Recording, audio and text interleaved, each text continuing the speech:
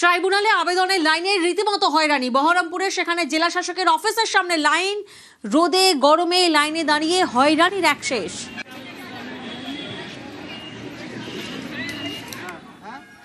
তোমাদের এই জিনিসটা লাগবে, তাই আমরা সেই জিনিসটাই আমরা নিয়ে আসবো, তা তো করছে না। তাহলে এবার আমরা আসতে আর ঘুরে যাচ্ছি, এরকম করাটা ঠিক বলেন। কাগজপাতি জমা দিলাম, আমার পায়ে হ্যান্ডিক্যাপ, আমি হাঁটতে পারি না কিছু না। আমার ছোট বোনকে সঙ্গে করে আমি নিয়ে এসেছি, 9:30টার সময় এসেছি বাড়ি থেকে। আজকে অনলাইনে করেছি, আবার এখানেও জমা দিয়েছি।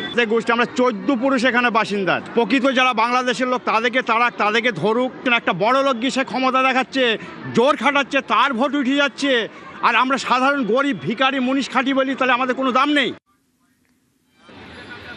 আলিপুরদুয়ারেও ট্রাইব্যুনালে আবেদনের লাইনে চরম হয়রানি। রবীন্দ্র ভবনে সেখানে ট্রাইব্যুনালের আবেদন জমা নেওয়া হচ্ছে। নাওয়া খাওয়া ভুলে ট্রাইব্যুনালে আবেদন জমা দিতে লাইনে নাম বাদ পড়ারা, বৈধ নথি দিলেও নাম বাদের অভিযোগে সরব তারা। হয়রানি কমাতে রবীন্দ্র ভবন ছাড়াও বিডিও অফিসেও ট্রাইব্যুনালে আবেদন করা যাচ্ছে। সকাল 9টার দিকে আসছে, 200 লোকের পিছনে লাইন আছে। এখন তো কোনো বলতেছে না যে এখন কি ডকুমেন্টস লাগবে বা কি ভুল আছে, কোনো ডকুমেন্ট দিলে যাচ্ছে। পাবলিক হ্যারাসমেন্ট করা হচ্ছে। দিকে দিকে একই ছবি। আলিপুরদুয়ারের পর আমরা নজর রেখেছি বিষ্ণুপুর, সেখানেও ট্রাইব্যুনালে আবেদন জমা দিতে রীতিমতো হয়রানি, চরম হয়রানি। ভোর থেকে লাইনে কাজ শুরু 10টার পর, চড়া রোদে নাজেহাল শয়ে শয়ে মানুষ।